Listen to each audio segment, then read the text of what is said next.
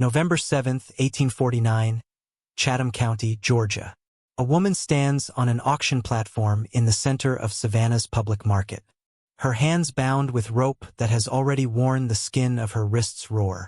She is 22 years old, 5 months pregnant, and she is about to be sold for not $19.10, 19 less than the cost of a pound of coffee. The auctioneer, a man named Cyrus Feldman, holds the deed of sale in his hands, and his voice carries across the crowd with practiced efficiency. But something is wrong with this auction, something that makes even the hardened slave traders in the crowd shift uncomfortably, something that will set in motion a chain of events so disturbing that the city of Savannah will spend the next 80 years trying to erase every record of what happened that day. Tonight, we reveal the truth they buried, and we will follow this woman's story to its shocking conclusion. A conclusion that involves murder, betrayal, and an act of resistance so brutal that when it was finally discovered in 1931, the authorities immediately sealed the evidence and forbade anyone from speaking about it publicly. This is the story they never wanted you to hear. Before we go any further into what happened in Savannah on that November morning, I need you to do something important. Subscribe to this channel right now. Hit that notification bell because stories like this, stories that expose the darkest chapters of American history, these are the stories that get buried, suppressed, forgotten. And I want to know, where are you watching from? Drop your city or country in the comments. Let's see how far this story reaches.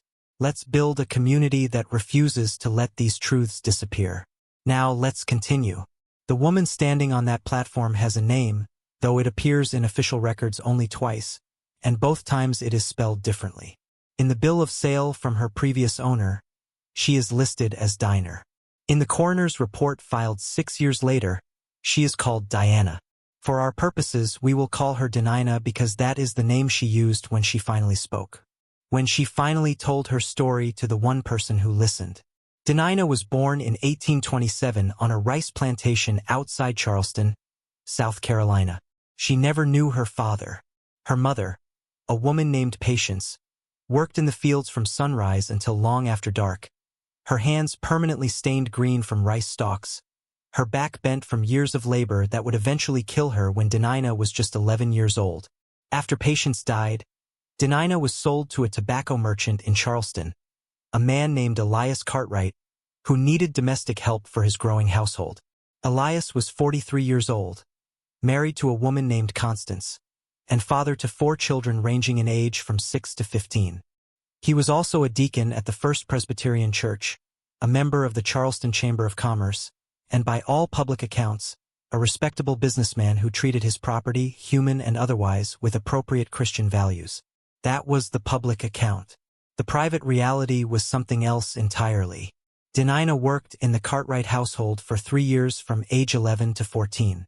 She cleaned, she cooked, she cared for the younger children, she did everything that was demanded of her. And Elias Cartwright watched her. He watched her in that particular way that enslaved women learned to recognize that predatory attention that signaled danger, that made survival require constant vigilance. When Denina turned 14, Elias's attention became something more than watching. It became action. What happened between them, if we can even use that word between, as though there was any equality or choice involved. What happened was rape. Systematic, repeated, sustained over years. Diner had no power to refuse. Enslaved women had no legal right to deny their owners anything. The law did not recognize their bodily autonomy. The law considered them property, and property cannot be violated because property has no self to violate. Constance Cartwright knew. She knew because enslaved women who worked in close quarters could not hide pregnancy. She knew because Denina's body changed in ways that made the truth unavoidable. But Constance did not confront her husband. She confronted Denina. She accused Dina of seduction, of tempting a good Christian man, of deliberately destroying the sanctity of a godly household. The blame in Constance's worldview lay entirely with the 16-year-old girl who had no power to say no, rather than with the 46-year-old man who had absolute power to take whatever he wanted. In March of 1843, Denina gave birth to a daughter. The child was noticeably light-skinned, her features clearly indicating mixed parentage. Elias Cartwright refused to acknowledge the child as his. He named her Ruth, had her registered in his property ledger as the offspring of his servant Diner, father unknown, and continued his life exactly as before.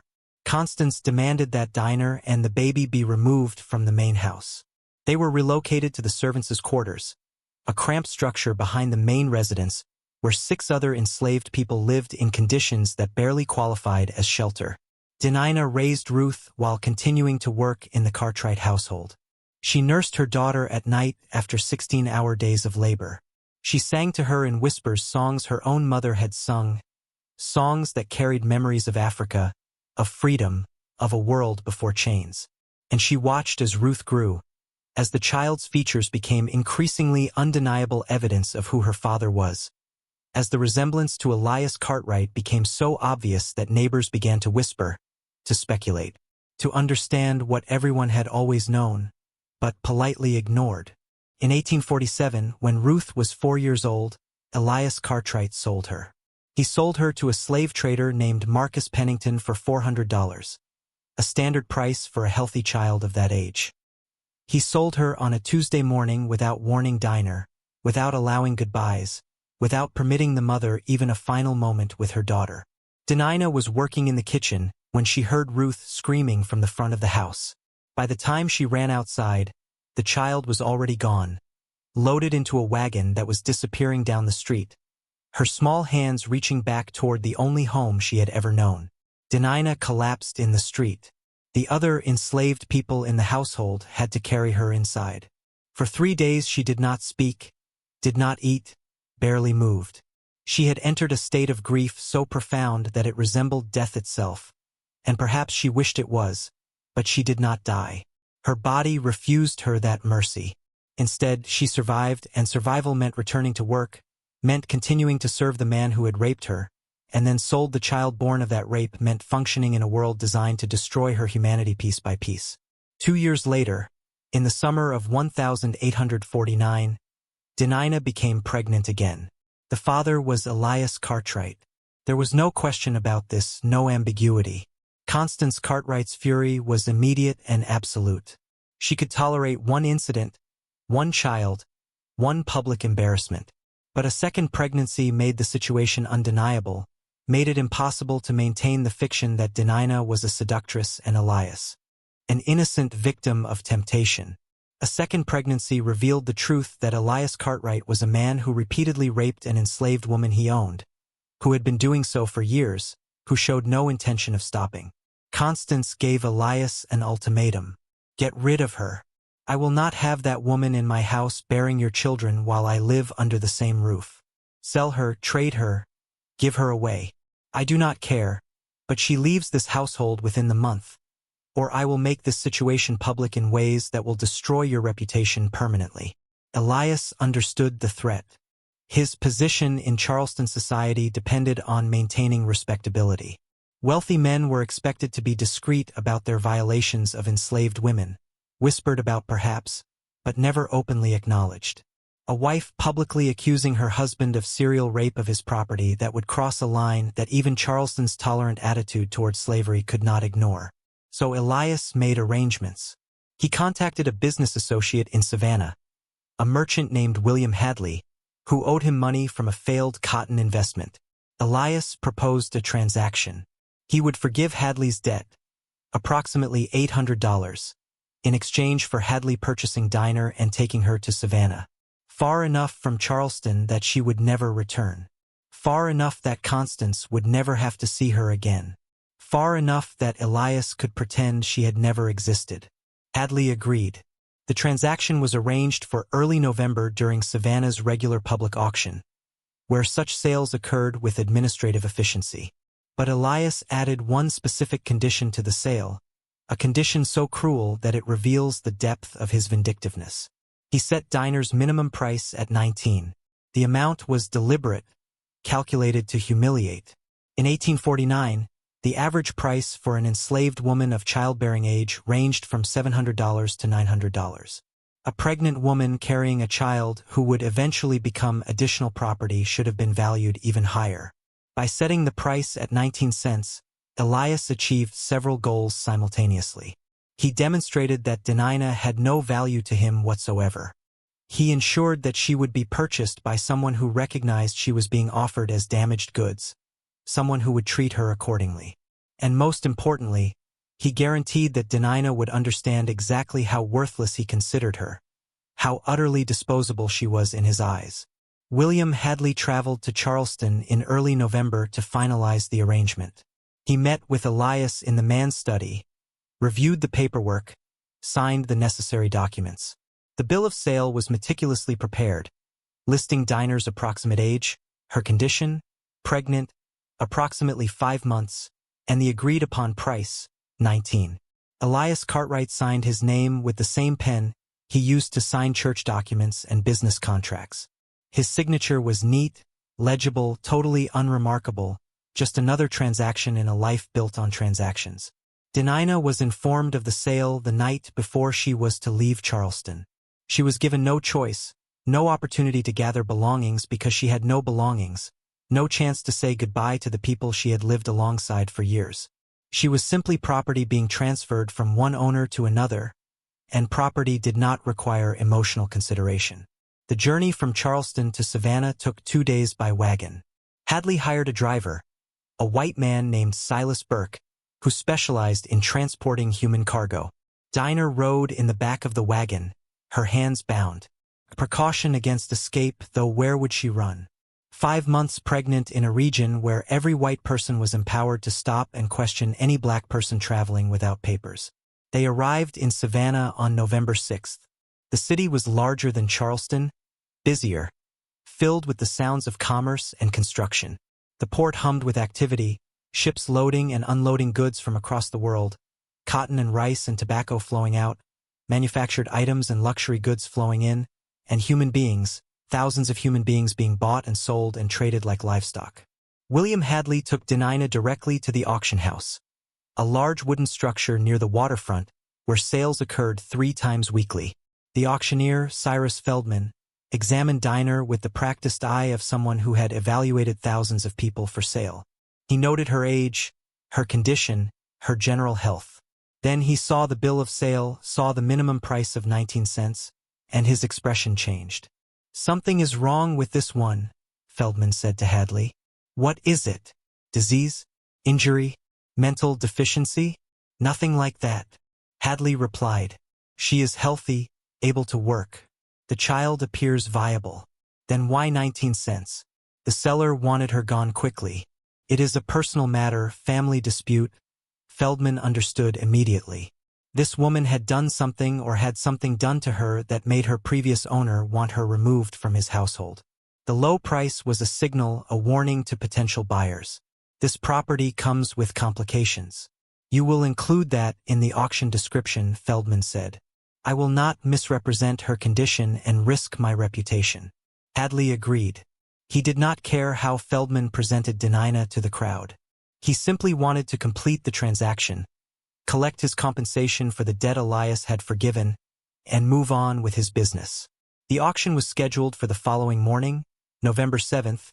At 10 a.m. Dinah spent the night in a holding cell beneath the auction house, a damp stone room where people awaiting sale were kept like animals in pens. She did not sleep. She sat with her back against the cold wall, her hands resting on her stomach, feeling the child move inside her.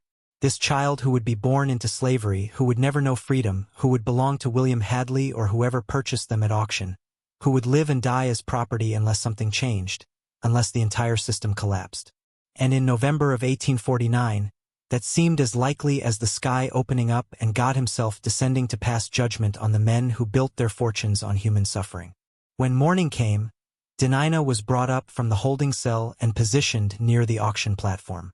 She could see the crowd gathering, perhaps 60 or 70 people, some serious buyers, plantation owners, and merchants.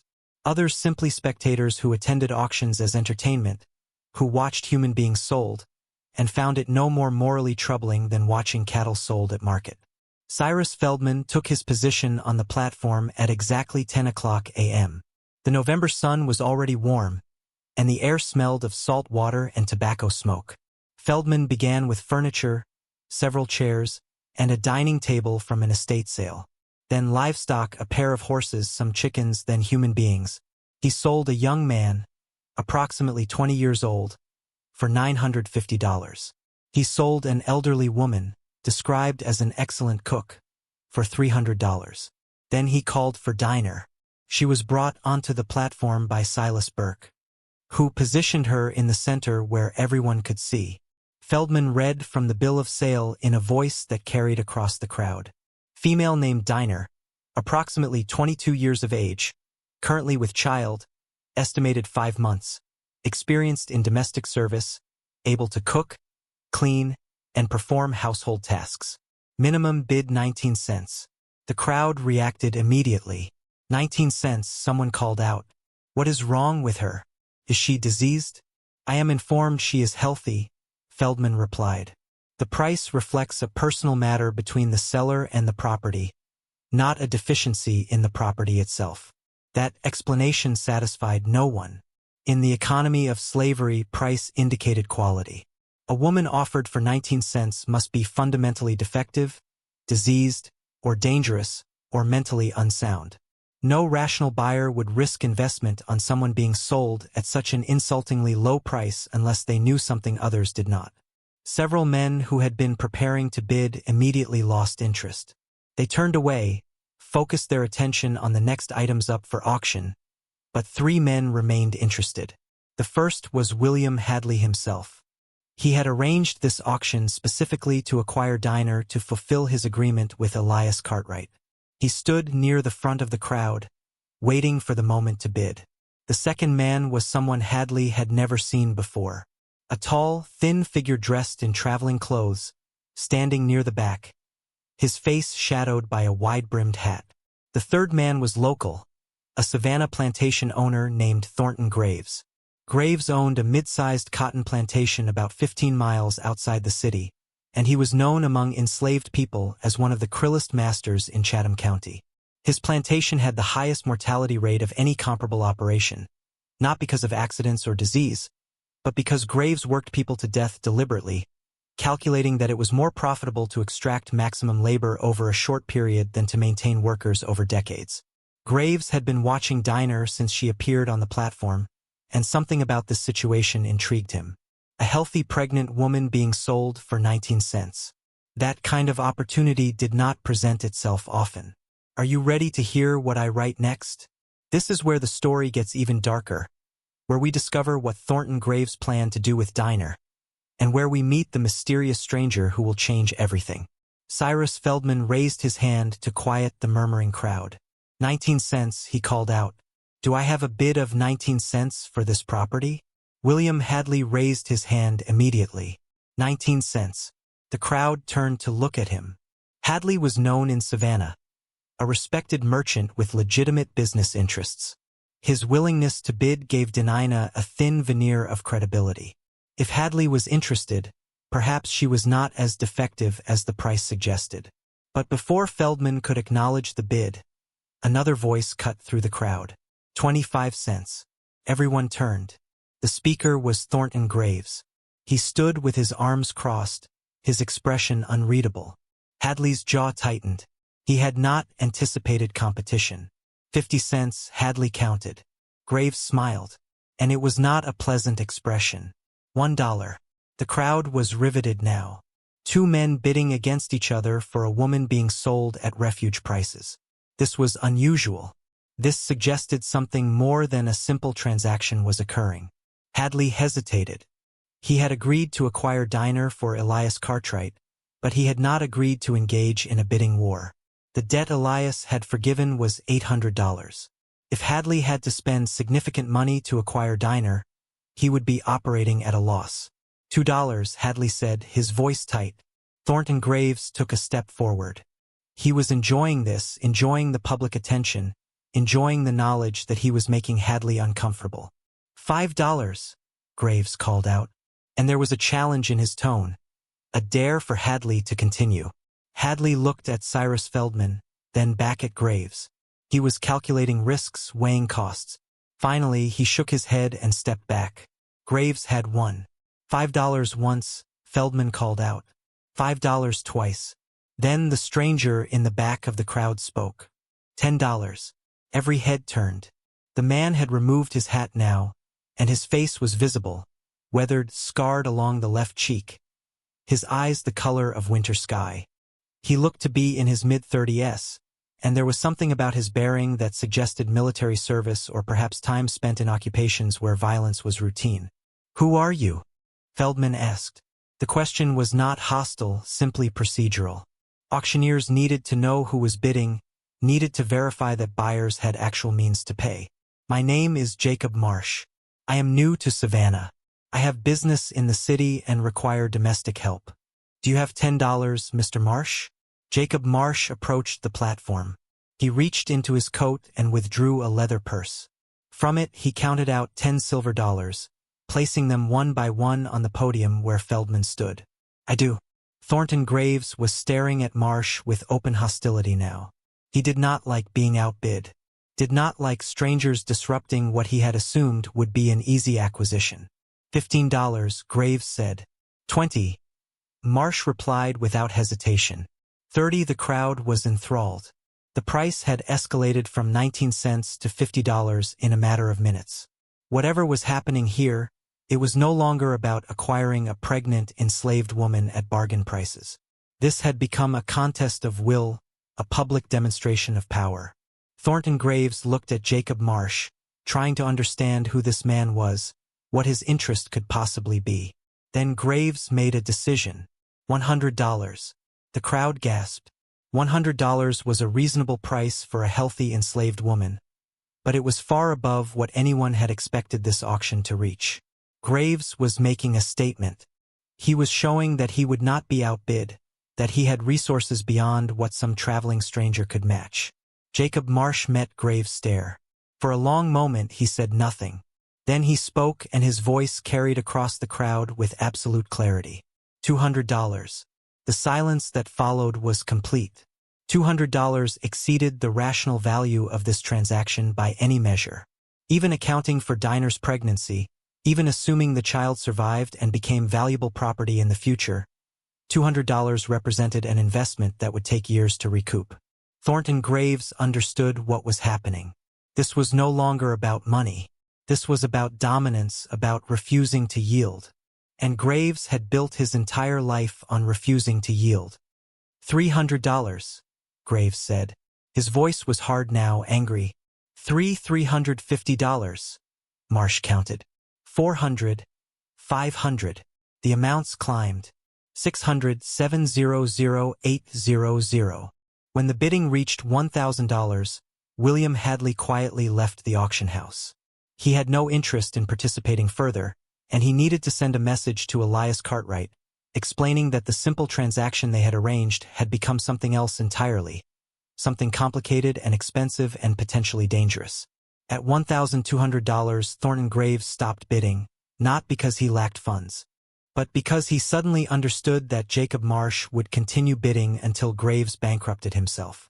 This stranger was not trying to acquire property. He was trying to destroy whoever opposed him. "Won $1,200 once," Feldman called out. His voice was uncertain now. This auction had spiraled beyond anything in his experience. $1,200 twice. He looked at Thornton Graves, giving the man one final opportunity to bid. Graves shook his head, his face flushed with humiliation and rage. "Sold to Mr. Jacob Marsh for $1,200. The crowd erupted in conversation. $1,200 for a woman who had been offered at 19. The story would spread through Savannah by nightfall, would become legend, would be repeated and embellished until no one remembered the actual facts, only the mythology. But Denina, standing on that platform throughout this entire exchange, her hands still bound, her pregnancy visible beneath the thin dress she wore, Denina understood something the crowd did not. She understood that she had just been purchased by a man willing to spend a fortune to prevent her from being purchased by someone else. And that meant Jacob Marsh either knew something about her that made her extraordinarily valuable, or he knew something about Thornton Graves that made preventing Graves from acquiring her worth any price. Either possibility terrified her. The paperwork was completed within the hour. Jacob Marsh paid the $1,200 in cash, counted out in gold coins that he produced from a leather bag he carried. Cyrus Feldman prepared the deed of sale, listing Dinah's description, her approximate age, her condition. At the bottom of the document, in the space for the buyer's signature, Jacob Marsh wrote his name in neat, careful script. By law, Dinah was now his property. Thornton Graves watched this transaction from across the auction house, his expression dark with fury. When Marsh turned to leave, leading Dinah toward the exit, Graves intercepted him. "Mr. Marsh, a word." Jacob Marsh stopped. He did not release Dinah's arm. When he turned to face Graves, his expression was carefully neutral. "Mr. Graves, you have made a poor investment. That woman is not worth half what you paid." "Perhaps. Then why did you bid so aggressively?" "Because I wanted her and I have the means to pay for what I want." Graves took a step closer. "You are new to Savannah, so perhaps you do not understand how things work here. Certain people are accustomed to certain courtesies. When I am bidding on property, others generally defer." "Is that so?" Marsh said. His tone was mild, but there was something beneath it, something cold. "Then perhaps you should have bid higher." The two men stood facing each other and the tension between them was palpable, dangerous. Finally, Graves stepped back. "Enjoy your purchase, Mr. Marsh. I am sure you will find her everything you hoped for." He turned and walked away, but Dinah could see the rigidity in his shoulders, the barely contained violence in his movements. This was not over. Men like Thornton Graves did not accept public humiliation quietly. Jacob Marsh led Dinah out of the auction house and into the street. The November sun was high now, and the city was busy with midday activity. Marsh walked quickly, not roughly, but with purpose, as though he wanted to put distance between himself and the auction house as rapidly as possible. They reached a wagon parked 2 blocks away, a simple farm cart with a canvas cover. Marsh helped Denina climb into the back, his touch impersonal but not cruel. Then he climbed onto the driver's bench, took up the reins, and urged the horse forward. They rode in silence through Savannah's streets, past storefronts and residences, past the city market where vendors sold vegetables and fish, past the cathedral with its Spanish architecture, past the boundary where urban development gave way to forest and farmland. Only when they were well beyond the city limits, when the road had narrowed to a dirt path surrounded by pine trees and palmetto scrub, did Jacob Marsh finally speak. "My name is Jacob Marsh. You will call me that, or you will call me sir, whichever you prefer. I am not going to hurt you. I am not going to sell you, and I am not going to force myself on you. Do you understand?" Dinah said nothing. She had heard promises before, had learned that men said many things to gain compliance, that words meant nothing without actions to support them. Marsh continued, "I know you do not trust me. I would not trust me either if I were in your position. But I need you to listen carefully because your life and the life of your child depends on what happens over the next few days." He paused, navigating the wagon around a fallen branch. "Silas Cartwright sent you here to die. Not immediately, not obviously, but he arranged circumstances to ensure that you would end up with someone who would work you to death or worse. The 19-cent minimum price was designed to attract exactly one type of buyer. Men like Thornton Graves, men who purchase damaged property because they know they can extract value through cruelty before the property is used up completely." Dinah's blood ran cold. "How do you know about Elias?" "I know a great deal about Elias Cartwright," Marsh said. "I know he raped you repeatedly over a period of years. I know he fathered at least one child with you, a daughter named Ruth.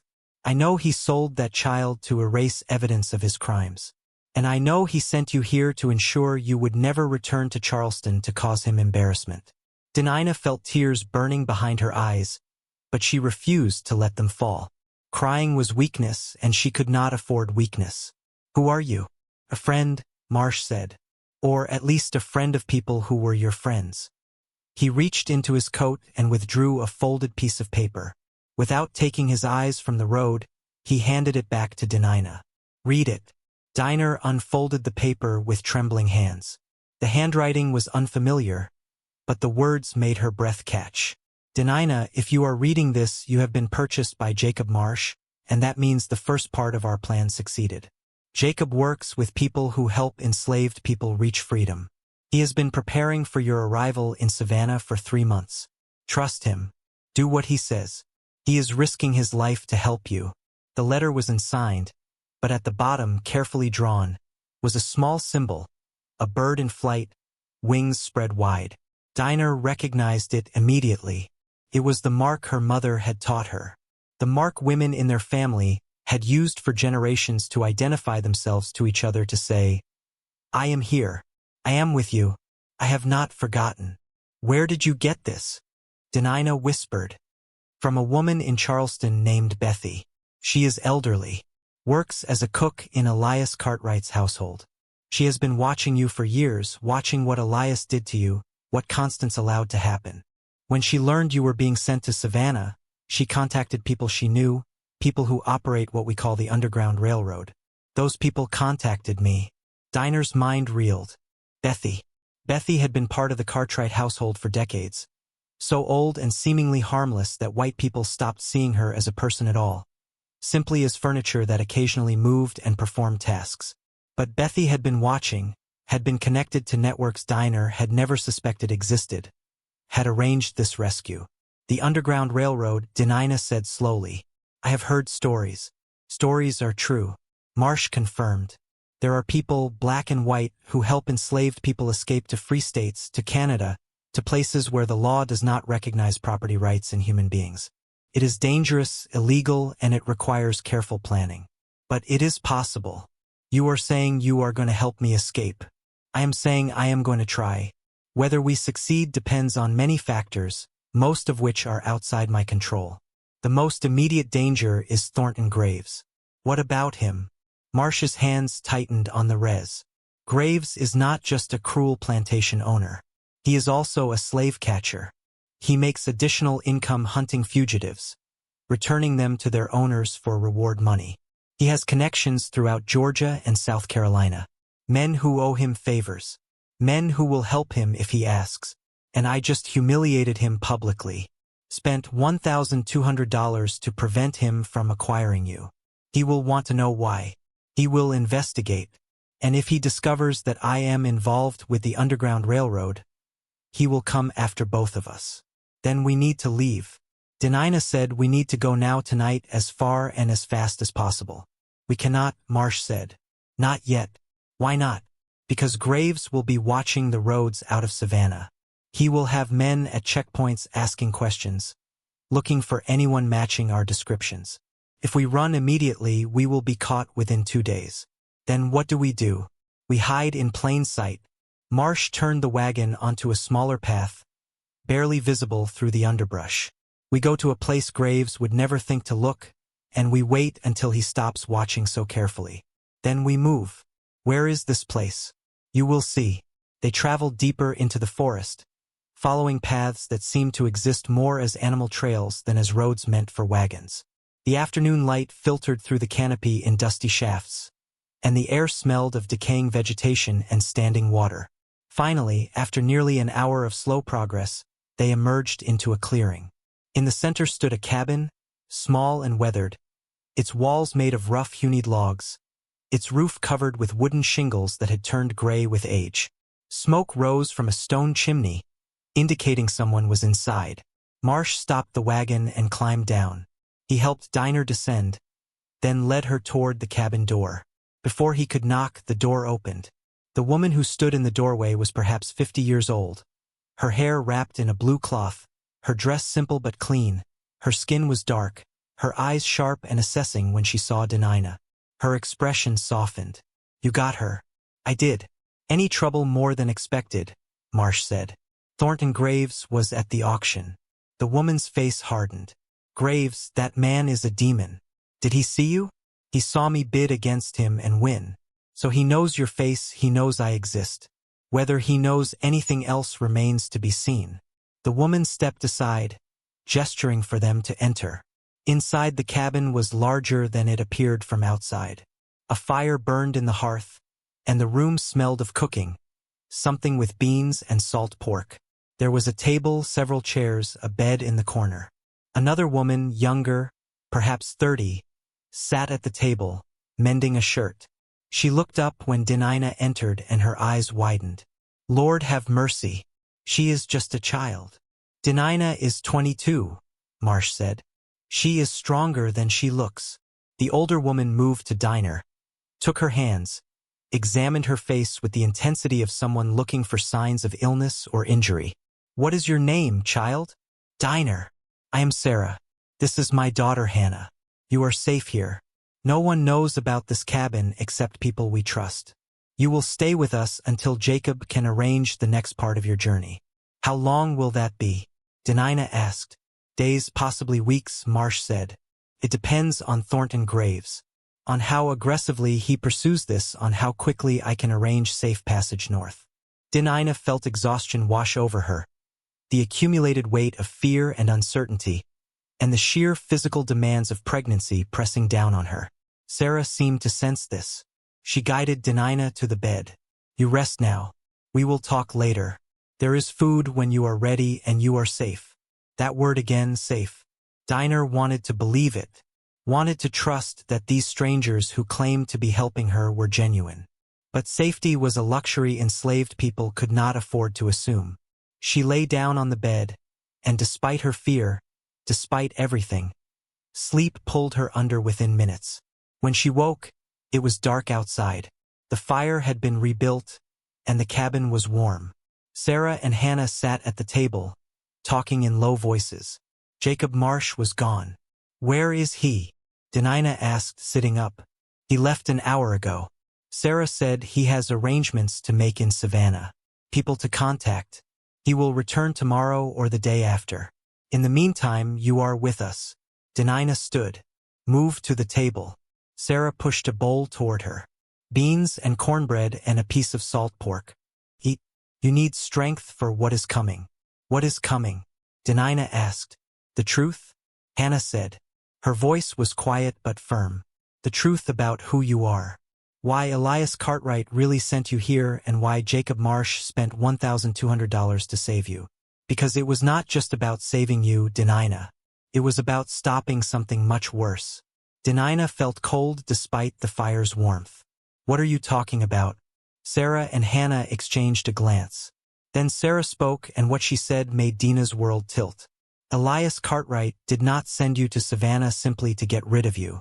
He sent you here because he knew Thornton Graves would buy you. And he knew what Graves does to pregnant women he acquires at auction. He has a pattern, a system, and you were supposed to be his next victim. The sealed room exists to bring you stories like this. Stories that expose the mechanisms of historical evil. Stories that refuse to let the past stay buried. If you appreciate what we do here, hit that like button. Share this video with someone who needs to hear this truth and subscribe so you never miss a story. Now, let's discover what Sarah and Hannah know about Thornton Graves, and why Dinah's pregnancy made her a target for something even worse than slavery itself. Sarah stood and moved to a wooden chest in the corner of the cabin. She opened it and withdrew a leather-bound journal, its pages yellowed with age.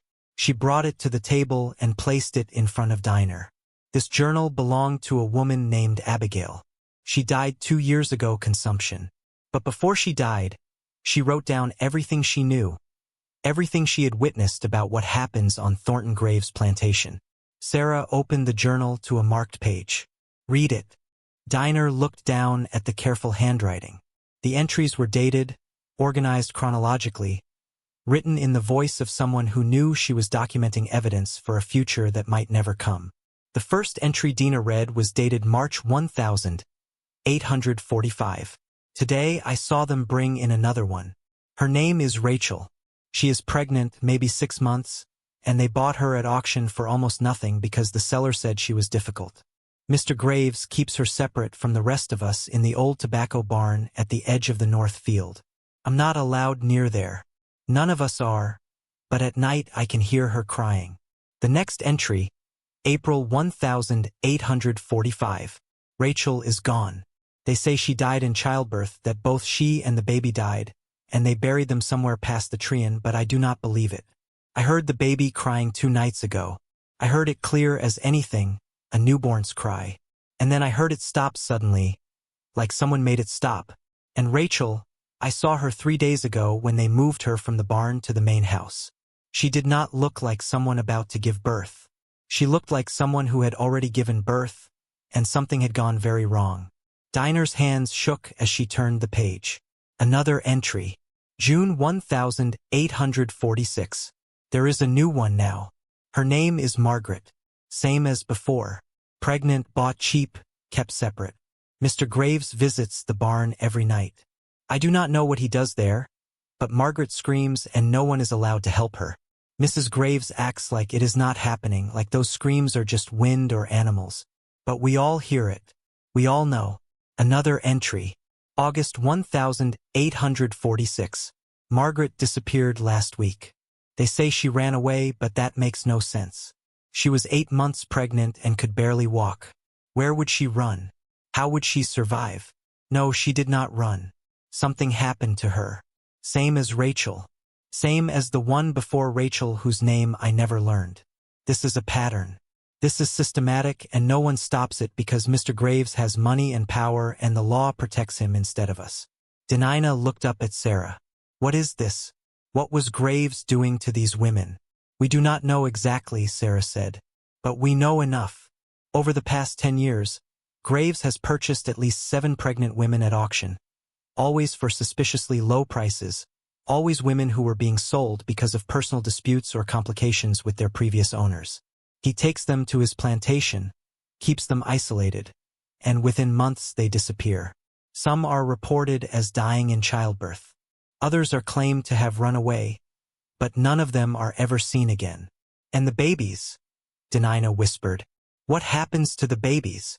That is the question we cannot answer, Hannah said. Some of the women who work at Graves' plantation have reported hearing infants crying, but they never see the children. It is as though the babies vanish as completely as their mothers. Denina felt nausea rising. She thought about Rachel and Margaret and the unnamed woman before them. Thought about 7 women over 10 years. Thought about 7 babies who had simply disappeared. What kind of monster does this? Sarah closed the journal. A monster protected by law. Thornton Graves is wealthy, respected in certain circles, a member of the Savannah Planters Association. He pays his taxes, attends church, contributes to civic projects, and because he is wealthy and white and male, no one questions him when enslaved women on his property disappear. The law assumes he has the right to dispose of his property however he sees fit. But Jacob stopped him. Denina said, Jacob prevented Graves from buying me. Yes, and in doing so, he marked both of you as targets. Graves will want to know who Jacob is, why he interfered, what his interest in you could possibly be. And when Graves starts investigating, he will eventually discover that Jacob works with the Underground Railroad. At that point, both your lives will be in immediate danger. Then we need to leave tonight, Denina said, her voice rising. We need to run before Graves finds us. Sarah shook her head. Running is exactly what Graves expects. He will have men watching the roads, checking passes, questioning anyone who looks suspicious. A white man traveling with a pregnant black woman that will attract attention immediately. We cannot stay here indefinitely. Hannah added, This cabin is safe for now, but it is not invisible. People know about this place. Not many, but enough. If Graves starts asking questions in the right communities, eventually someone will talk. So what do we do? Denina asked. We wait for Jacob to return. Sarah said, He is working on something. A plan that will get you north safely, but it requires time and coordination. Until then, you rest, you eat, you take care of yourself and that baby. Because once you start moving, there will be no stopping, no safety, just constant travel until you cross into free territory. And if you are caught, you will be returned to Elias's Cartwright and he will ensure you never have another opportunity to escape. If Jacob is caught, he will be tried for theft and conspiracy, and he will hang. Those are the stakes. That is what we are risking. Denina absorbed this information, the full weight of what these people were attempting on her behalf. They were risking everything, freedom, safety, their lives to help someone they barely knew. Why? Dina asked. Why would you do this? Why would Jacob spend $1,200? Why would you hide me here? Why would any of you risk so much for me? Sarah reached across the table and took Dinah's hand. Because it is right. Because the system that allows men like Elias Cartwright and Thornton Graves to exist is evil. And because if we do not resist, if we do not fight in whatever small ways we can, then we are complicit in that evil.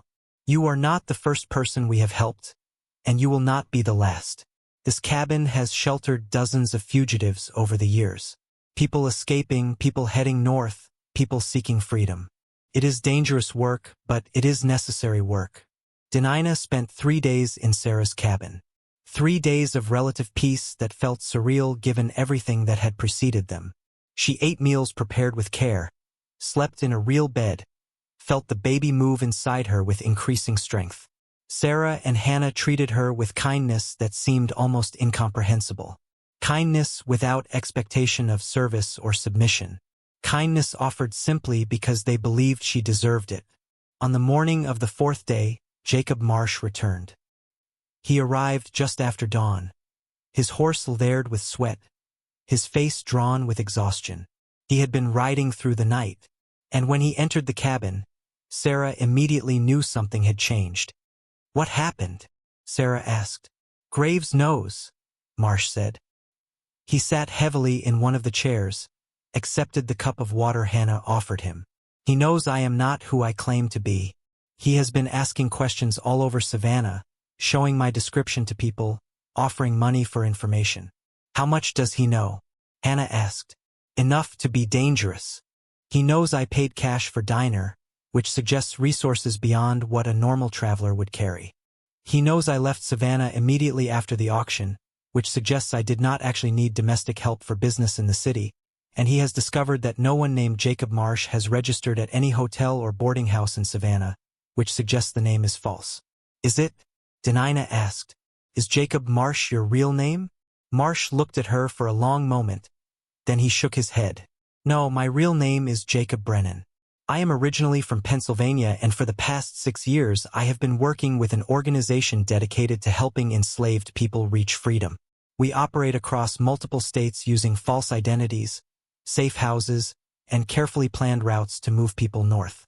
I came to Savannah specifically because we received information about you, about what Elias Cartwright was planning, about Thornton Graves' pattern of acquiring and murdering pregnant women." "How did you receive that information?" Denina asked from Bethy, the woman who worked in Cartwright's household. "She has been connected to our network for over a decade. When she learned Elias was sending you to Savannah. When she discovered the auction was arranged specifically to deliver you to Graves. She sent an urgent message through channels we have established.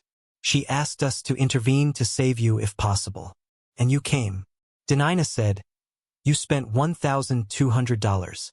You risked everything for someone you had never met." Brennan's expression was difficult to read. "I came because what Graves does, what he has been doing for years, represents evil beyond even the considerable evil of slavery itself. The system allows him to torture and murder women with complete impunity. If we do nothing, he will continue. If we save you, we save not just your life, but potentially the lives of future women he would have targeted. It is not charity, Diner. It is resistance." Sarah moved to the window looking out at the forest. "If Graves knows who you are, if he knows you work with the railroad, then he will be hunting you actively. You cannot travel with Denina. Your presence will make her more visible, more vulnerable." "I know," Brennan said. "That is why the plan has changed." "Changed how?" Denina asked, feeling cold fear settle in her stomach. "You are not taking me north. I am taking you north, but not directly and not alone. There are people better suited for this than I am. People who know the routes more intimately, who have connections I lack. I am arranging for you to meet a conductor named Thomas Garrett. He operates out of Wilmington, Delaware, and he has successfully guided over 200 people to freedom. But Wilmington is hundreds of miles from here," Hannah said. "How will she reach him?" "By water," Brennan said. "There is a ship leaving Savannah's port in 5 days. A merchant vessel traveling to Philadelphia. The captain is sympathetic to our cause. He has agreed to hide Diner in the cargo hold to transport her as far as Wilmington, where Garrett will be waiting. Once she reaches him, he will take her the rest of the way to Canada." "And you?" Sarah asked. "What happens to you?" "I disappear. I have other identities, other places I can go. Graves will hunt Jacob Marsh, but Jacob Marsh will cease to exist. The man he is looking for will simply vanish. Denina tried to process this information. She would be traveling alone, hidden in the cargo hold of a ship, trusting her life to strangers whose only connection to her was a shared commitment to destroying the system that enslaved her. It was terrifying, but it was also her only chance. When do I leave for the ship? Dina asked. Tomorrow night we will move after dark. Travel through routes. Graves will not be watching. The captain is expecting you, and he has prepared a hiding place below deck where you will remain for the duration of the voyage. It will be uncomfortable, perhaps even dangerous if the weather turns rough, but it is safer than traveling overland where Graves has influence. What about my baby? Denina said, her hand moving instinctively to her stomach. What if I go into labor during the voyage? The captain has experience with such situations, Brennan said, though his voice carried uncertainty. He has carried pregnant women before, and he knows how to assist if necessary. But I will not lie to you, Denina. Childbirth at sea is dangerous. If complications arise, medical help will be limited. I understand, Dina said, though she did not fully understand, could not fully comprehend the risks she was about to accept. But she knew one thing with absolute certainty. Staying in Georgia meant death. If not from Graves, then from someone like him, if not immediately, then eventually. If not for her, then for her child. At least running north offered possibility, however slim. Sarah moved to Diner and embraced her. You are braver than you know, child. You are going to survive this. You and that baby both. You are going to reach freedom. And when you do, you remember us. You remember that there were people who fought for you. That night, Denina could not sleep. She lay in the darkness, listening to Sarah's breathing, to the sounds of the forest outside, to the movement of her child within her body. She thought about Ruth, her daughter sold away 2 years earlier. Wondered where that child was now, whether she was alive, whether she remembered her mother at all. She thought about the 7 women who had been purchased by Thornton Graves. 7 women whose names had been erased from history as thoroughly as their bodies had been erased from the world. She thought about Elias's Cartwright, about the man who had raped her repeatedly and then arranged for her to be murdered to protect his reputation. And she thought about the people helping her. Bethy and Charleston. Jacob Brennan risking his life. Sarah and Hannah opening their home. A ship captain she had never met agreeing to hide her. Thomas Garrett waiting in Delaware to guide her to Canada. All of these people connected by networks of resistance, by shared commitment to undermining the system that made Elias Cartwright and Thornton Graves possible. It was beautiful and tragic in equal measure. This underground web of humanity asserting itself against inhuman laws. The next evening, as darkness settled over the forest, Jacob Brennan prepared the wagon. He covered Diner with canvas, arranging it to look like he was transporting supplies rather than a human being. Sarah and Hannah said their goodbyes, their embraces fierce and final, as though they understood this might be the last time they saw Denina alive. The journey to Savannah took 4 hours, traveling slowly along back roads, avoiding main thoroughfares where checkpoints might be established.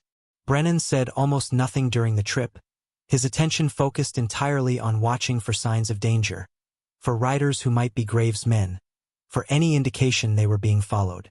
They reached the waterfront just before midnight. The docks were quieter at this hour, but not empty. Dock workers loaded cargo onto ships, preparing for dawn departures. Sailors moved between vessels. Night watchmen patrolled with lanterns. Brennan guided the wagon to a warehouse near the far end of the wharf, a large wooden structure that smelled of tar and rope and salt water. He stopped the wagon beside a side door, then climbed down and helped Denina emerge from beneath the canvas. A man appeared from the shadows, tall and lean, perhaps 50 years old, his face weathered by years at sea. "You are Brennan," the man said. "I am, and this is Diner." The captain, his name was Samuel Porter, studied Diner with an expression that might have been sympathy or might have been calculation. "She is further along than I expected." 5 months, Brennan said. "Will that be a problem?" It increases risk, but it is manageable. Come, we need to get her aboard before the watch rotation changes. They moved quickly through the warehouse and out onto the dock. The ship was a three-masted merchant vessel, perhaps 90 feet long, its hull dark with age and weather. A gangplank connected the dock to the deck, and Porter led them up without hesitation. Once aboard, he guided them below deck, down a narrow ladder into the cargo hold. The space was cramped and dark, filled with crates and barrels and coils of rope. The air smelled of mildew and something organic that might have been rotting fruit. Porter moved to the far end of the hold and pulled aside several crates, revealing a small space behind them, perhaps 5 by 3 feet, barely large enough for a person to lie down. "This is where you will stay for the duration of the voyage," Porter said. "I will bring you food and water twice daily. But you cannot leave this space, cannot make noise, cannot allow yourself to be discovered. If the crew finds you, I cannot protect you. The voyage will take approximately 7 days, depending on weather and wind. Can you endure that?" Denina looked at the cramped space, at the darkness, at the impossibility of what was being asked. Then she nodded. "I can endure it." "Good," Porter said. "When we reach Wilmington, I will bring Thomas Garrett to you. He will take you from there. Until then, you trust no one except me. You make no sound, and you pray that the weather holds." Brennan stepped forward. He reached into his coat and withdrew a small cloth bundle. Inside was money, perhaps $50 in various denominations. "This is for you," he said, pressing it into Diner's hands. "For when you reach Canada for starting your new life." "Cannot," Denina whispered. "It is too much." "You can and you will," Brennan said. His voice was firm. "You are going to survive this, Diner. You are going to reach freedom. And when you do, you are going to build a life for yourself and your child. A life where no one owns you, where no one can take your children, where you are fully human under the law. That is what we are fighting for. That is why we risk everything. So take the money, take your freedom and live." Denina felt tears she could no longer hold back streaming down her face. She embraced Brennan, this stranger who had saved her life, this man whose real name she had learned only yesterday, this person who represented everything good that could exist, even in the midst of systematic evil. "Thank you," she whispered. "Thank you for seeing me as human." Brennan held her for a moment, then stepped back. "Now go, hide yourself, and do not emerge until Porter tells you it is safe." Denina climbed into the small space behind the crates. Porter arranged the boxes to conceal her completely, leaving only a small gap for air circulation. The darkness was absolute. She heard Brennan and Porter speaking in low voices, heard footsteps on the ladder as they returned to the deck, heard the sounds of the ship settling around her. Then silence, broken only by the creaking of wood and the distant sound of water against the hull.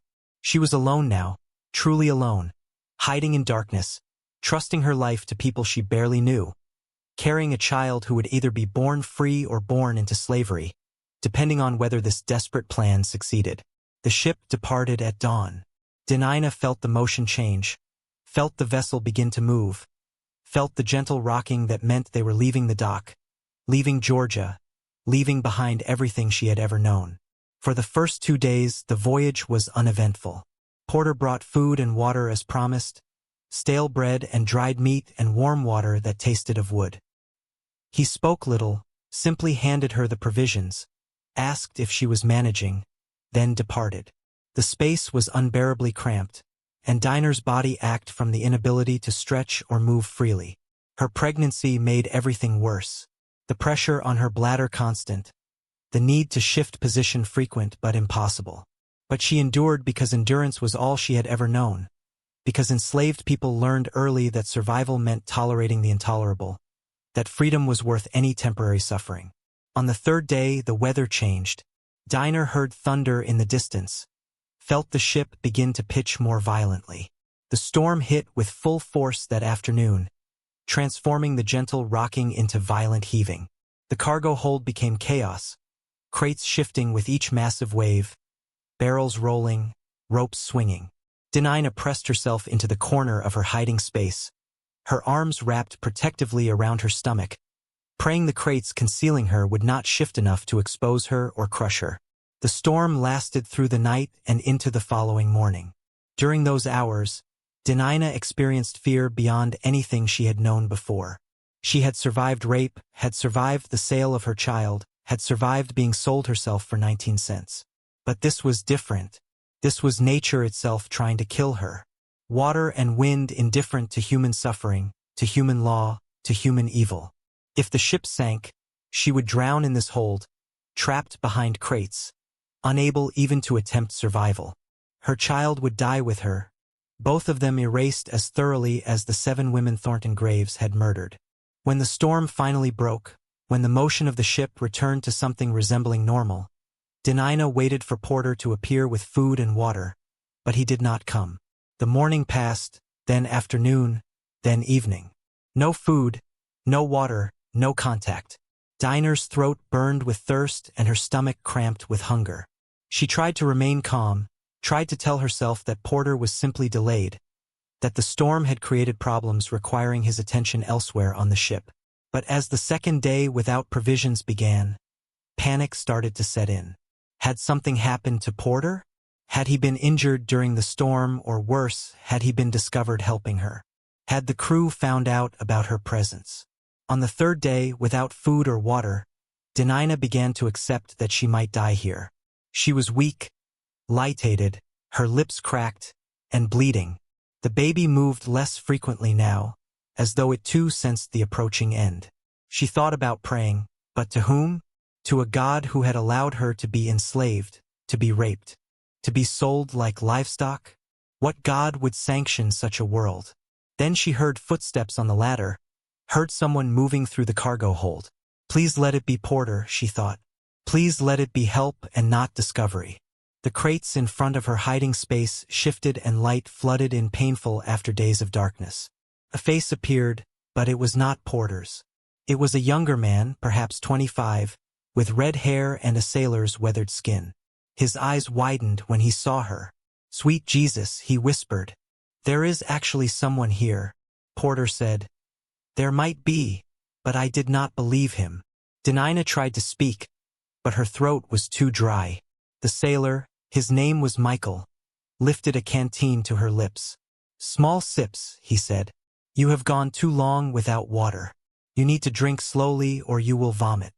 Denina drank, and the water was the most beautiful thing she had ever tasted. "Where is Porter?" she managed to ask. "Dead," Michael said. His voice was grim. "He fell during the storm, broke his neck. We buried him at sea yesterday morning. Before he died, he told me about you, told me where you were hidden, told me I needed to keep you alive until we reached Wilmington.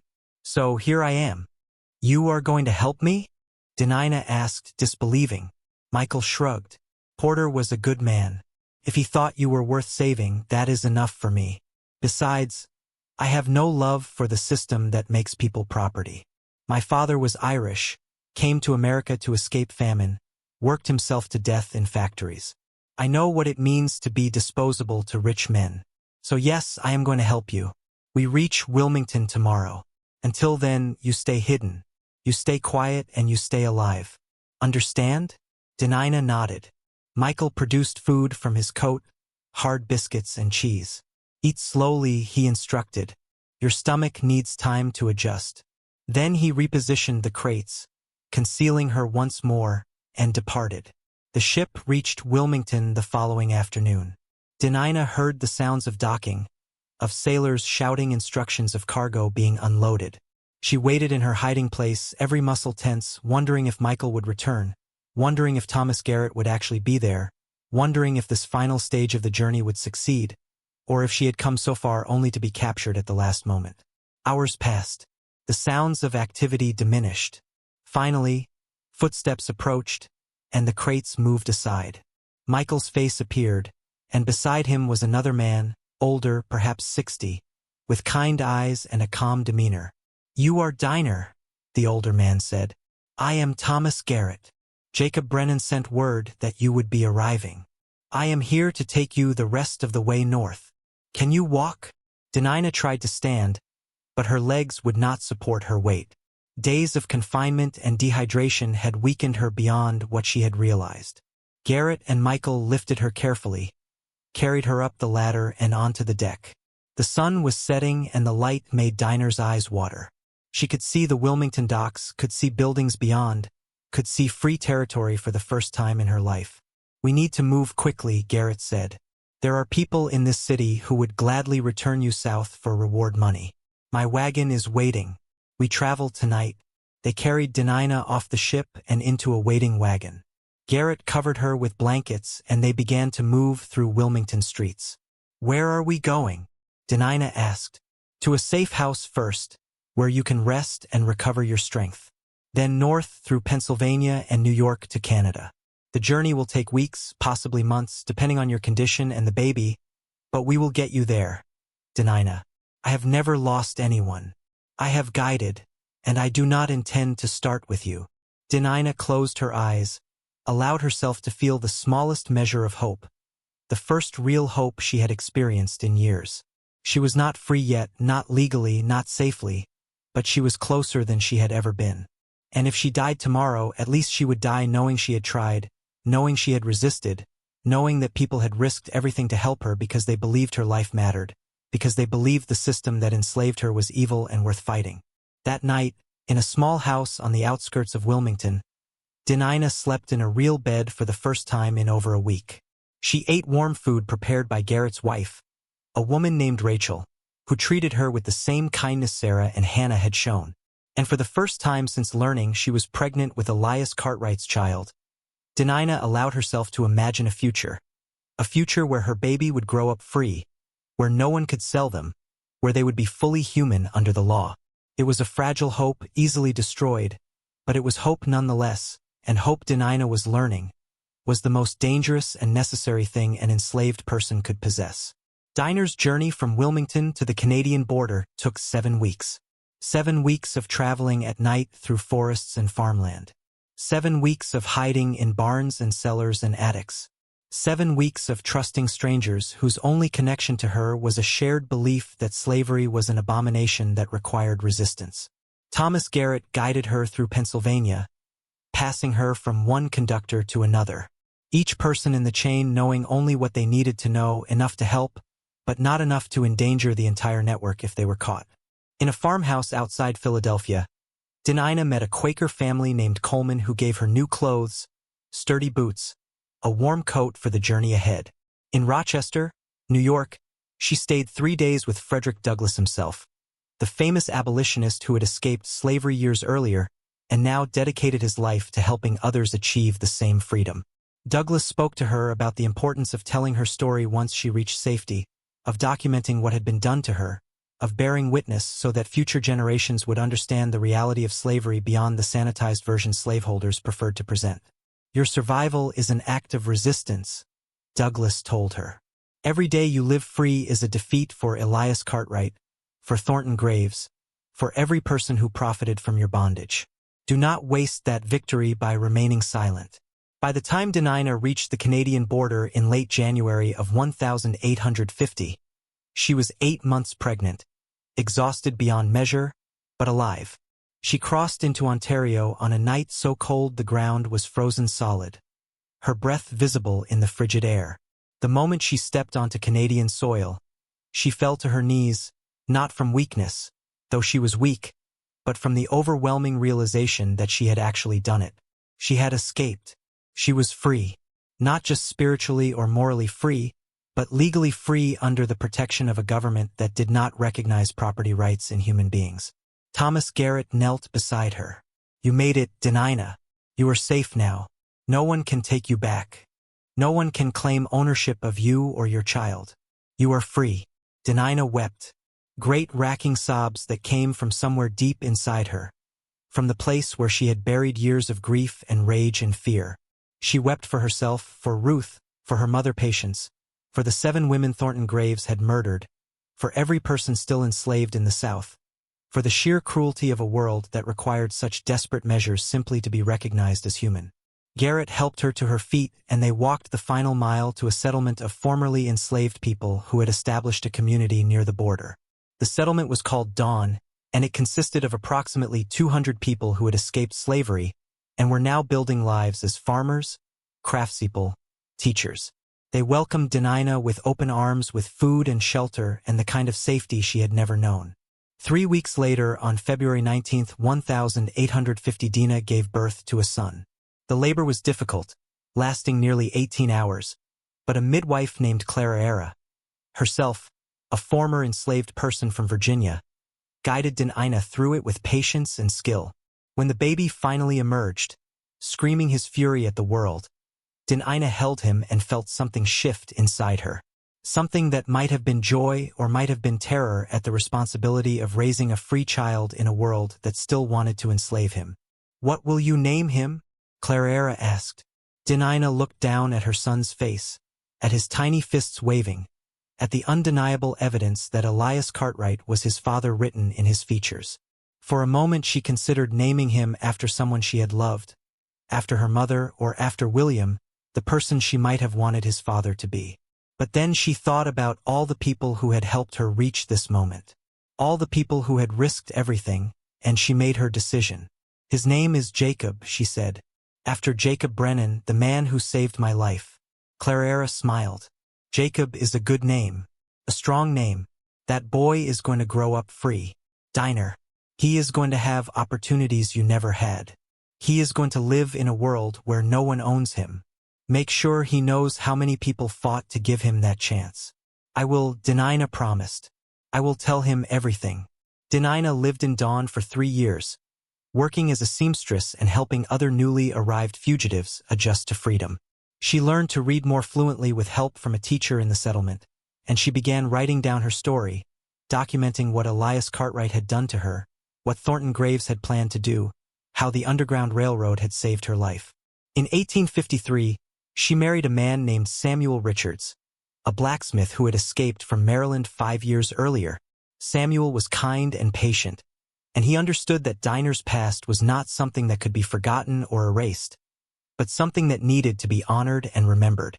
They had 2 more children together, both daughters, and they raised all 3 children with the understanding that their freedom had been purchased with the courage and sacrifice of people who believed justice mattered more than law. But Denina never forgot about Ruth, her first daughter, the child Elias Cartwright had sold in 1847. She spent years trying to locate her, writing letters to abolitionists in the South, asking if anyone had information about a girl sold in Charleston, a girl who would be approximately 10 years old by 1850, a girl with light skin and a name that might or might not still be Ruth. The search consumed her, became an obsession that Samuel gently tried to temper, but ultimately supported because he understood that no mother could be whole while her child remained lost. In 1856, Denina received a letter from a Quaker missionary in South Carolina. The letter contained information about a girl matching Ruth's description who had been working on a plantation outside Charleston. The missionary had managed to make contact with the girl, had confirmed her original name was Ruth, had learned that she remembered her mother despite being only 4 years old when they were separated. The missionary wrote that Ruth was alive, was relatively healthy, but was still enslaved. Denina made a decision that terrified Samuel and everyone who knew her. She decided to go back, not permanently, but to attempt a rescue, to use the same Underground Railroad network that had saved her to now save her daughter. It was extraordinarily dangerous, returning to the South as a formerly enslaved person. Any white person who recognized her could claim ownership, could drag her before a magistrate, and present evidence that she was fugitive property. But Denina did not care about the danger. Ruth was her daughter, and she had already lost too many years. In the summer of 1856, Denina traveled south with 2 experienced conductors, men who had guided dozens of people to freedom, and who understood the routes, the safe houses, the strategies for moving through hostile territory without detection. They reached South Carolina in August, made contact with the missionary, and learned that Ruth was now working on a small farm owned by a widow named Margaret Foster. The rescue was planned for a moonless night in early September. Diner and the conductors approached the farm after midnight, found Ruth sleeping in a small cabin with 3 other enslaved women, and woke her gently. Ruth, now 13 years old, stared at Denina with wide eyes. "Do I know you?" Ruth whispered. "I am your mother," Dina said, her voice breaking. "I came back for you." I promised myself I would never stop looking, and I kept that promise. Now we are going to leave here. We are going to go north, and we are going to be free together." Ruth began to cry, and so did Denina, and the two conductors had to remind them that time was critical, that they needed to move immediately before anyone discovered they were gone. They made it back to Canada by late October, traveling the same routes Denina had used 6 years earlier, relying on the same network of brave people who sheltered fugitives. When they finally crossed the border and reached dawn, when Denina was able to introduce Ruth to Jacob and Samuel and her daughters, when she was able to tell Ruth that she was safe now, that no one would ever take her again, Denina felt something she had not felt since before Cartwright first raped her. She felt complete. The years that followed were not easy. Freedom did not erase trauma, did not heal wounds that ran so deep, but they were years of building, of creating a life defined by choice rather than coercion, of raising children who understood their history and their responsibility to fight for those still enslaved. Denina continued to work with the Underground Railroad, continued to help other fugitives, continued to document stories that needed to be told. And she never stopped thinking about Thornton Graves, about the 7 women he had murdered, about the evil that men could commit when the law protected them instead of holding them accountable. She wondered if Graves had continued his pattern after she escaped, if other women had been purchased and disappeared, if anyone would ever stop him. The answer came in 1863 in the middle of the Civil War when Union forces occupied Savannah. A regiment of black soldiers, formerly enslaved men now fighting for their freedom, were stationed at various plantations in Chatham County. One of those plantations belonged to Thornton Graves, though Graves himself had fled south ahead of Union advancement, abandoning his property to avoid capture. The soldiers who occupied Graves' plantation began exploring the property, searching for hidden valuables, for weapons, for anything that might be useful to the Union cause. A sergeant named Isaiah Freeman, a man who had escaped from slavery in Alabama 3 years earlier and joined the Union Army to fight against the system that had enslaved him. He was searching the old tobacco barn at the edge of the north field when he noticed something strange. The floor of the barn was wooden planks, but in one corner the planks seemed newer than the rest, as though they had been replaced recently. Freeman pried up the planks and discovered a space beneath, a cellar that had been deliberately concealed. What he found in that cellar would haunt him for the rest of his life. There were bodies, 8 women, buried in shallow graves, their remains wrapped in canvas, their skulls showing evidence of violence, and beside them smaller remains, infants, some appearing to be newborns, others perhaps a few months old.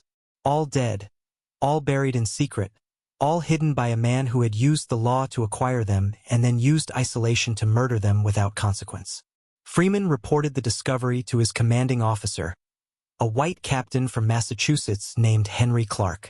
Clark documented the findings, took testimony from enslaved people who had worked at Graves' plantation, people who confirmed that Graves had purchased pregnant women at auction, had kept them isolated in the barn, and that those women and their babies had subsequently disappeared. The testimony was consistent, detailed, damning. Thornton Graves had been operating a murder factory for over a decade, using the auction system to acquire victims, using the law's indifference to enslaved people's lives to avoid detection, using his wealth and status to ensure no one questioned him.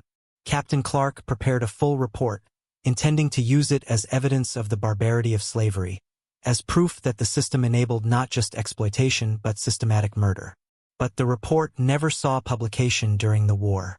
Military priorities took precedence.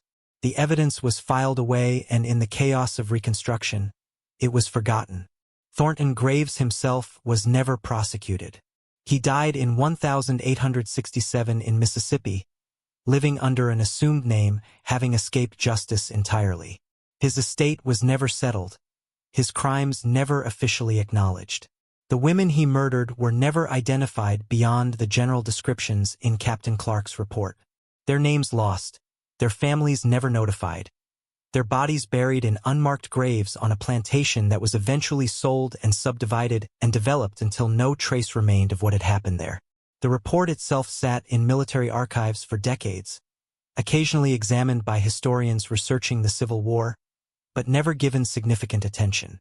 Then in 1931, a graduate student at Emory University named Patricia Whitmore, working on her thesis about slavery in coastal Georgia, discovered the report while reviewing Union Army documents. She read Captain Clark's testimony, read the descriptions of the bodies found in the tobacco barn cellar, read the testimony from formerly enslaved people about Thornton Graves' pattern of purchasing and murdering pregnant women, and she realized she had discovered evidence of crimes that had never been prosecuted, atrocities that had been buried both literally and figuratively. Patricia attempted to publish her findings, prepared an article for a historical journal detailing what she had uncovered, but before publication could occur, she received a visit from a lawyer representing the Graves family. The lawyer explained that Thornton Graves' descendants were prominent citizens in Savannah, that public revelation of these crimes would damage their reputations irreparably, and that the family was prepared to take legal action to prevent publication. Patricia, young and lacking resources to fight a prolonged legal battle, withdrew her article. But she kept her research, kept copies of all the documents, kept Captain Clark's report and the testimony and the evidence. She placed everything in a sealed envelope with instructions that it should not be opened until 50 years after her death. Patricia Whitmore died in 1974, and in accordance with her instructions, the envelope was opened in 2024. The contents were donated to the National Museum of African American History and Culture, where they remain available for researchers. The report confirms that Thornton Graves purchased at least 8 pregnant women between 1843 music and 1862, that all of them disappeared while in his possession, and that their remains along with the remains of their infants were discovered in a concealed cellar in 1863. The report does not contain the women's names, does not provide information about where they came from or who their previous owners were, simply lists them as victims of systematic murder enabled by a legal system that treated them as property rather than as human beings deserving of protection. Denina lived until 1891, reaching the age of 64, which was remarkably long given the hardship she had endured. She died in dawn, surrounded by her children and grandchildren, by people who loved her and valued her. In her final years, she had continued to tell her story to anyone who would listen, had continued to document the evil of slavery, had continued to insist that the nation needed to confront its history honestly rather than constructing comfortable mythologies about benevolent masters and contented enslaved people. Among her papers discovered after her death was a journal she had kept for over 40 years. The journal contained detailed accounts of everything that had happened to her, from her childhood on the rice plantation to the years in Elias Cartwright's household to the auction in Savannah where she was sold for 19 cents to her escape via the Underground Railroad to her return to rescue Ruth. On the final page of the journal written just weeks before her death, Denina had included a message to future readers. She wrote, "I was sold for 19 cents because the man who owned me wanted me to understand that I was worthless in his eyes. But I was never worthless. No human being is worthless, no matter what the law says, no matter how they are treated. I survived because people who understood this truth were willing to risk everything to help me. Jacob Brennan, Sarah and Hannah, Captain Porter, Michael the Sailor, Thomas Garrett, Frederick Douglass, and dozens of others whose names I never learned, but whose courage saved my life. I tell this story not because I am special, but because I am not. There were millions like me, millions who suffered, millions who resisted, millions who died trying to be free. Their names are lost, but their lives mattered. Their struggles mattered. Remember them, honor them, and never allow anyone to tell you that slavery was anything other than what it was.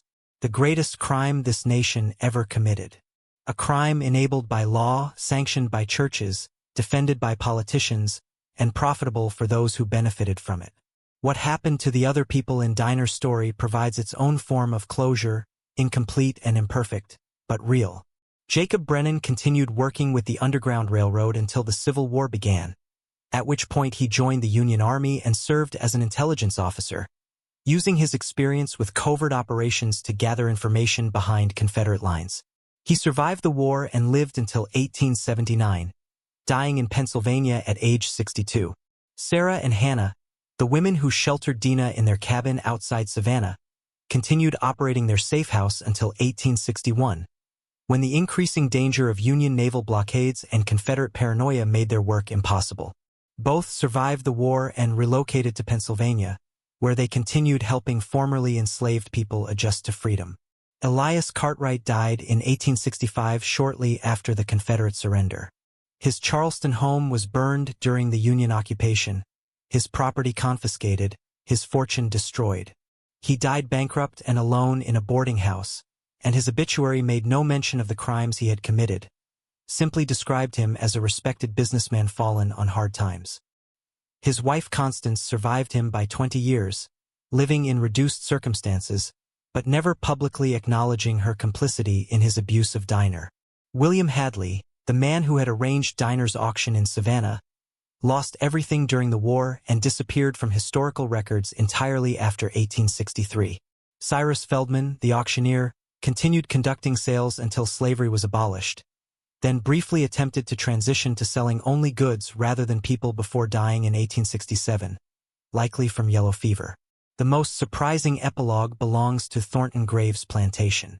After the discovery of the bodies in 1863, after the property was abandoned and eventually sold, the land went through multiple owners before being purchased in 1921 by a black farming cooperative, formerly enslaved people and their descendants who pulled resources to acquire property in Chatham County. They farmed the land for decades, unaware of its history, unaware of what had been buried there. In 1968, members of the cooperative, while plowing a field near where the old tobacco barn had stood, discovered bones, adult human bones and small infant bones, remains that had been missed during the 1863 excavation. The discovery was reported to authorities who conducted a brief investigation before determining the remains were too old to warrant criminal proceedings. The bones were reburied in a cemetery in Savannah in a section reserved for unknown individuals with a simple marker that read, "Victims of slavery died 1,843 to 1,862. May they rest in peace."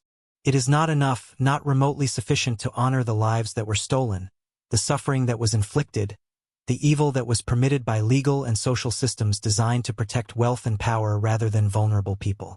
But it is something, a small acknowledgement that these women existed, that they mattered, that their deaths were not natural or inevitable, but were murders committed with impunity. Dinah's story and the stories of the women Thornton Graves murdered represent just a fragment of the larger atrocity that was American slavery. 4 million people were enslaved in 1860. 4 million human beings legally defined as property subject to being bought, sold, raped, worked to death, separated from families, murdered without consequence. Each of those 4 million people had a story as complex and tragic and important as Dinah's, most of which will never be known because enslaved people were not considered worthy of documentation. Their lives recorded only in property ledgers and auction receipts. Their humanity deliberately erased by people who profited from that erasure. But some stories survive, preserved by people like Denina who insisted on documenting their experiences. Preserved by abolitionists who recognized the importance of bearing witness. Preserved by historians who refuse to accept sanitized versions of the past. Preserved by descendants who understand that remembering is itself an act of resistance against those who would prefer we forget. This is why we tell these stories here. Why we dig into archives and uncover evidence that powerful people tried to bury. Why we insist that the truth matters even when that truth is uncomfortable. Even when it forces us to confront the reality that our nation was built in part on systematic evil, that our laws once sanctioned atrocities that people we might have considered respectable, church-going, family-oriented, were capable of committing or enabling horrors we struggled to comprehend. Dinah was sold for 19 cents because Elias Cartwright wanted to demonstrate that she was worthless. But her survival, her escape, her rescue of her daughter Ruth, her 40 years of freedom, and her insistence on documenting her story prove exactly the opposite. She was invaluable, not because of her economic productivity or her usefulness to white people, but because she was human, because her life had inherent worth that no auction could diminish, no law could erase, no amount of cruelty could destroy. What do you think about Dinah's story? Do you believe enough has been done to remember the victims of slavery like the women Thornton Graves murdered? How do we honor the courage of people like Jacob Brennan and Sarah and Hannah who risked everything to help others? Leave your thoughts in the comments. And if this story moved you, if you believe these histories need to be told, share this video with someone who needs to hear it. Hit that subscribe button so you never miss another story from the sealed room where we refuse to let the past stay buried. Thank you for watching, and I will see you in the next.